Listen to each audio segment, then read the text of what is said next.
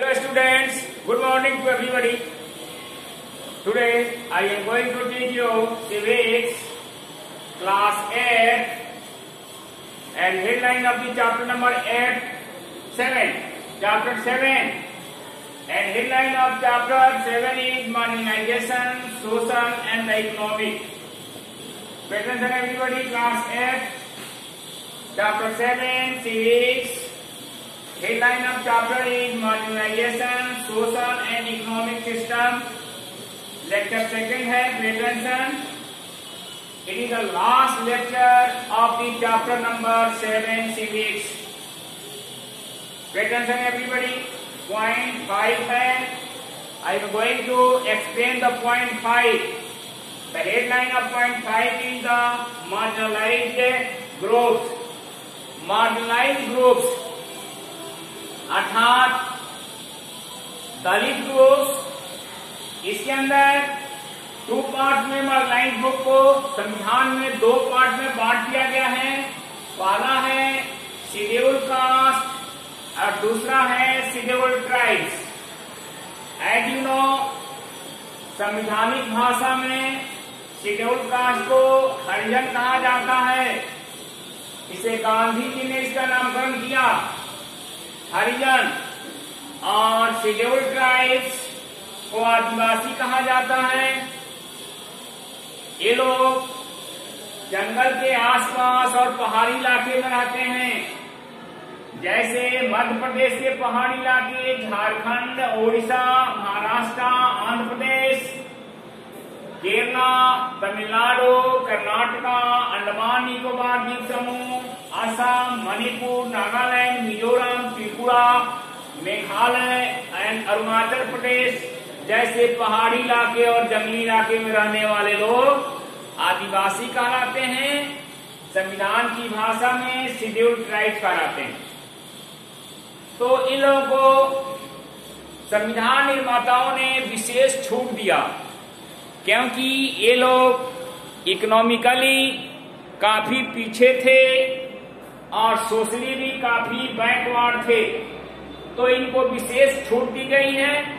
संविधान के माध्यम से इनको सरकारी संस्थाओं में, सरकारी नौकरियों में विशेष आरक्षण की व्यवस्था दी गई है और जिससे इनकी आर्थिक व्यवस्था काफी सुधर रही है और बहुत सारे लोग अब समान रूप से कॉमन पीपुल के साथ अपना सामाजिक जीवन अच्छे से बिता रहे हैं.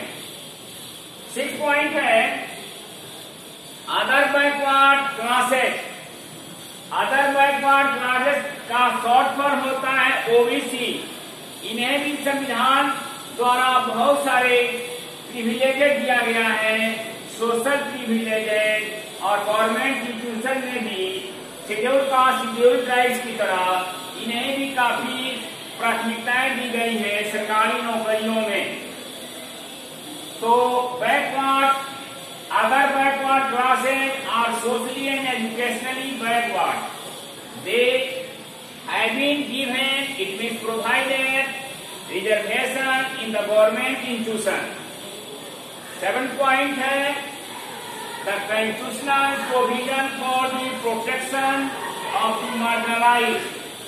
शेड्यूल कास्ट, शेड्यूल ट्राइब्स के लिए संविधान में कुछ ऐसे प्रोविजन हैं जो उन्हें विशेष सुविधाएं प्रदान करता है. Indian constitution protects the interest of the marginalised sections through 2-fold strategy. भारतीय संविधान अछूतों को, दलितों को 2 तरह से सुविधाएं प्रदान करता है. पहला है by providing measures that would ensure equality and abolish discrimination practices. इन सभी को हमारी सामाजिक धारा से जोड़ने के लिए सामाजिक समानता प्रदान किया गया है और छुआछूत को एबॉलिश कर दिया गया है, समाप्त कर दिया गया है. दूसरा पॉइंट है by the providing resources and the benefit for the overall development of the marginalised persons. Marginalised section के विकास के लिए नहीं, बहुत सारे रिसोर्सेज प्रदान किया गया है और उन्हें सभी तबके के लोगों को नई बेनिफिट दिया गया है। पॉइंट नंबर लास्ट है फंडामेंटल राइट्स।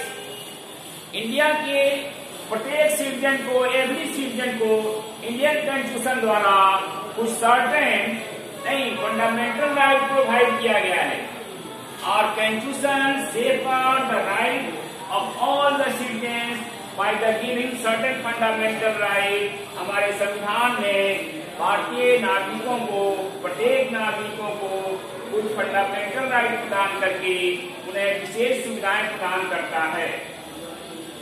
फंडामेंटल राइट मुख्य रूप से मौलिक संविधान के अंदर 7 प्रकार के फंडामेंटल राइट्स थे, लेकिन एक फंडामेंटल राइट टू प्रॉपर्टी समाप्त कर दिया गया है और मात्र 6 प्रकार के फंडामेंटल राइट्स बचा हुआ है, जिसे हम एक्सप्लेन करने जा रहे हैं। पे अटेंशन, ध्यान से सुनिए। फर्स्ट फंडामेंटल राइट्स है राइट टू इक्वालिटी, जिसमें आर्टिकल 40 से 18 तक इसमें चर्चा की गई है।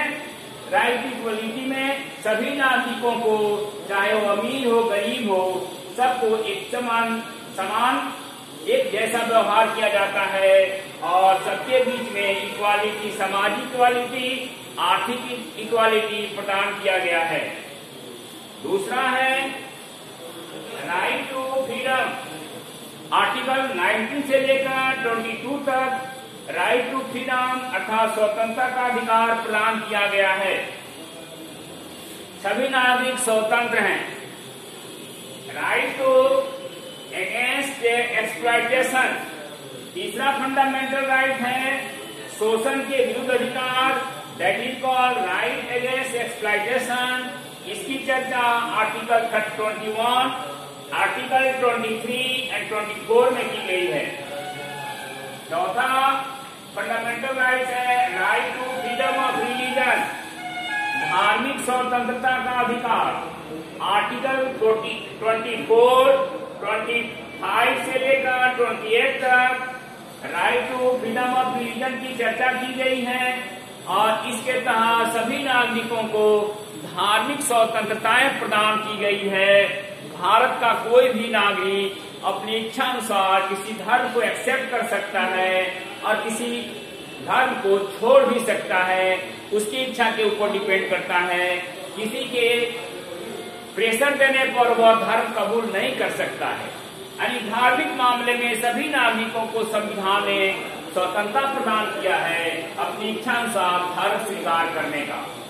पांचवा फंडामेंटल राइट है कल्चरल एंड एजुकेशनल राइट। ये आर्टिकल 29 और 30 में इसका वर्णित है।